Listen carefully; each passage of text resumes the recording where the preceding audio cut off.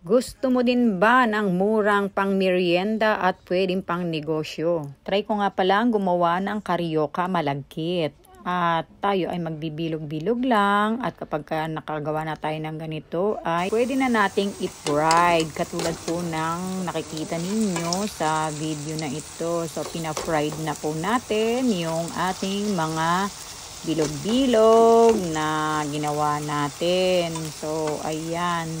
At kailangan natin siyang ma-fried lahat.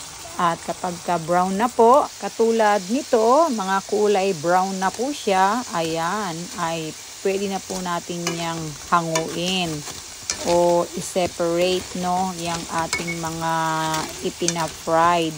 Ilagay muna po natin siya sa isang lalagyan at gagawa po tayo ng caramel. Yung ating pinagprituhan, yun po yung ating gagamitin din po. Lalagyan lang po natin siya ng brown sugar para makagawa po tayo ng caramel. Pwede na po nating ilagay yung ating na-fried kanina. So, ayan. At iaano lang po natin siya. Kailangan malagyan lang po lahat ng yung ginawa nating caramel.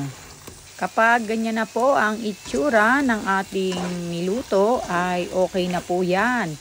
Nakagawa na po tayo ng karyoka. O diba?